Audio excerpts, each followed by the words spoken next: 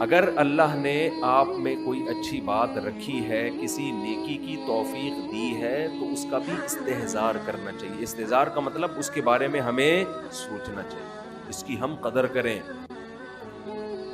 اس پہ اللہ کا شکر ادا کریں۔ یہ نہ دیکھیں سب روزے رکھنے تو ہم نے رکھ لیا تو کیا ہو گیا، بھائی سب کا نہیں پتا، ہم تو نالائق ہیں یار، سب تو بہت نیک ہیں، وہ تو رکھ سکتے ہیں، ہم جیسے نالائق کو اللہ نے توفیق۔ میرا جو اللہ سے معاملہ ہے، مجھے کیا پتا آپ کا کیا معاملہ ہے، میں تو اپنا معاملہ دیکھوں گا۔ تو ہمارے نبی اپنے آپ کو موٹیویٹ کیسے کرتے تھے؟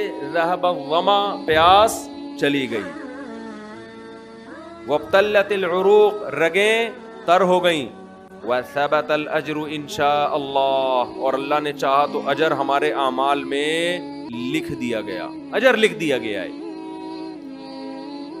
تو اس سے انسان کو اگلے دن دوبارہ روزہ رکھنے کا حوصلہ ملتا ہے۔ اور گناہ میں الٹا، تھوڑی دیر کی لذت، یہاں سے بات شروع ہوئی تھی کہ جوانی میں بھی یہ لذتیں اگر آپ نے کنٹرول نہیں کیا نا تو بڑھاپے میں یہ لذتیں بڑھیں گی، مگر گناہ کرنے کی طاقت کیا ہو جائے گی؟ ختم۔ تو حسرت، افسوس، ٹینشن والی زندگی۔ تو اس لیے جوانی میں اپنے آپ کو نیکی کا عادی بنا لو، اس سے بڑھاپا بڑا خاندانی گزرے گا، اللہ اللہ کی بڑھاپے میں توفیق ملے گی۔ جوانی میں تسبیح کی عادت ڈال لو، سمجھتے ہو؟ نہیں آ رہی سمجھ میں؟ جوانی میں کیا عادت ڈال لو؟ تسبیح کی۔ نبی صلی اللہ علیہ وسلم نے فرمایا، صحیح بخاری کی آخری حدیث، کلیمتانی خفیفتانی علی اللسانی ثقیلتانی فی المیزان حبیبتانی الی الرحمن سبحان اللہ وبحمدہ سبحان اللہ العظیم۔ دو کلمات زبان پہ بہت ہلکے، ترازو میں بہت بھاری، اور رحمان کو بہت محبوب۔ ایک سبحان اللہ وبحمدہ، دوسرا سبحان اللہ العظیم۔ یہ آپ نے اگر جوانی میں اپنے آپ کو ذکر کا عادی بنا دیا، بڑھاپا بڑا اچھا گزرے۔ ہماری مسجد میں ایک بزرگ ہیں، پابندی سے تراویح پڑھتے ہیں۔ آج فجر میں پتا چلا کہ روزانہ 20 پارے تلاوت کا معمول ہے۔ میرا خیال ہے 70 سال عمر تو ہوگی، 70 سال میں روزانہ کتنے پارے پڑھ رہے ہیں؟ 20۔ کیا یہ عادت انہوں نے بڑھاپے میں ڈالی ہے؟ بڑھاپے میں اتنی ہمت نہیں ہوتی، یہ عادت کب سے پڑی ہوئی ہوتی ہے؟ جوانی میں روز 20 نہیں پڑھتے ہوں گے، 2 پڑھتے ہوں گے، 3 پڑھتے ہوں گے، لیکن جیسے جیسے عمر بڑھ رہی ہے وہ تعداد کم ہونے کے بجائے، بولو، وہ شوق بڑھتا چلا جا رہا ہے۔ عین ممکن ہے کچھ دنوں کے بعد یا چند سالوں کے بعد صحت اجازت نہ دے، عین ممکن ہے، لیکن شوق تلاوت کا کم ہونے کے بجائے بڑھے گا، اور اللہ اجر کس پہ لکھے گا؟ شوق پہ۔ حدیث میں آتا ہے کسی کا کوئی معمول تھا، صحت خراب ہونے کی وجہ سے معمول چھوٹ گیا تو اللہ اس کے اعمال میں وہ نیکی لکھتے رہتے ہیں۔ جیسے کسی نے ہمیشہ رمضان میں روزے رکھے ہوں، بڑھاپا آ گیا، شوگر، بیماریوں کی وجہ سے روزہ نہیں رکھ پا رہا، اب یہ تھوڑی کہ اللہ اس کا اجر ضائع کریں گے، اللہ کہیں گے تو نے ہمیشہ رکھے ہیں، اب مجبور ہے تو میں تیرے اعمال میں روزے لکھتا چلا جاؤں گا۔ تو آج آپ نے اپنے آپ کو، میرے بھائی، اللہ کا تھوڑا تھوڑا اللہ کا ذکر کی عادت ڈالو۔ میں نہیں کہہ رہا آپ سے زیادہ نہیں ہوتا تو وحشت نہ تھوڑا کر لو، آج تھوڑا کرو گے، کل اس تھوڑے میں ایسی لذت ہوگی کہ اللہ اس مقدار کو بڑھا دے گا۔ حدیث میں آتا ہے سبحان اللہ والحمد للہ ولا الہ الا اللہ واللہ اکبر، یہ کلمات احب الی اللہ مما طلعت الشمس، او کما قال صلی اللہ علیہ وسلم۔ سورج جن چیزوں پہ طلوع ہوتا ہے، ظاہر ہے سورج تو پوری دنیا پہ طلوع ہوتا ہے، ان تمام چیزوں میں اللہ کو سب سے زیادہ محبوب یہ کلمات ہیں۔ اور دیکھو اس میں اللہ کا کوئی فائدہ نہیں ہے، اللہ کی آپ حمد و ثنا کریں، اللہ کا کوئی فائدہ نہیں ہے۔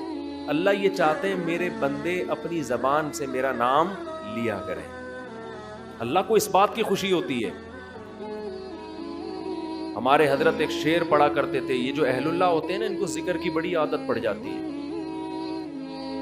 بار بار اللہ کا نام لیتے لیتے نا، شروع میں تو انسان کو عادت نہیں ہوتی، جب نام لیتا ہے اور بار بار ذکر، تو پھر اس کا ٹائم اللہ کے ذکر کے بغیر پاس نہیں ہوتا، پھر اس کو ایک کمی محسوس ہوتی ہے.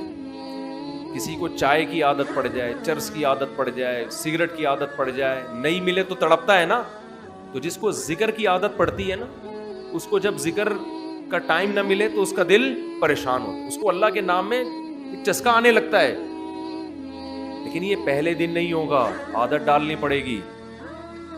تو روز آنا اس کا معمول بنا لیں، 100 دفعہ صبح 100 دفعہ شام تسبیح کا معمول بنا لیں. اس سے کیا ہوگا؟ ابھی شاید دل نہ لگے آپ کا، لیکن جیسے جیسے عمر بڑھے گی اللہ کے نام کا چسکا لگنا شروع ہو جائے. بڑھاپا بہت اچھا گزرے گا، اللہ کو یاد کر کے گزرے گا. کھوپڑی شریف میں بات آ رہی ہے کہ نہیں آئی؟ اور اگر ہر وقت دنیا کے تذکرے کرتے رہنا، ہر وقت ویڈیو گیم لے کے بیٹھے ہوئے، پب جی کھیل رہے ہیں، سانپ والا تو سانپ والا ختم ہو گیا، اب آ رہا ہے سانپ والا. نوکیا میں آتا تھا، سانپ لمبا ہوتا جا رہا ہے، اس کو پتہ نہیں فضول ٹائم ویسٹ کر رہے ہیں. ہم پریشان ہوتے ہیں یار، ہمارے پاس کاموں کو نمٹانے کا ٹائم نہیں ملتا. ہم تو چاہ رہے کاش یہ دن 24 گھنٹے کے بجائے 48 گھنٹے کا ہو جائے. اور لوگ کیا کر رہے ہیں کہ وہ باقاعدہ ارادہ کر کے ضائع کر رہے ہیں ٹائم. ہمارے تو کام نہیں نمٹتے. جب ہم رات کو سونے کے لیے لیٹتے ہیں تو کہتے ہیں یار آج کا دن بھی گزر گیا اور کام ویسے کے ویسے ہی. اور ادھر باقاعدہ ارادہ کر کے جو ہے نا ٹائم ضائع کیا جا رہا ہے کہ چلو ٹائم ویسٹ کرتے ہیں.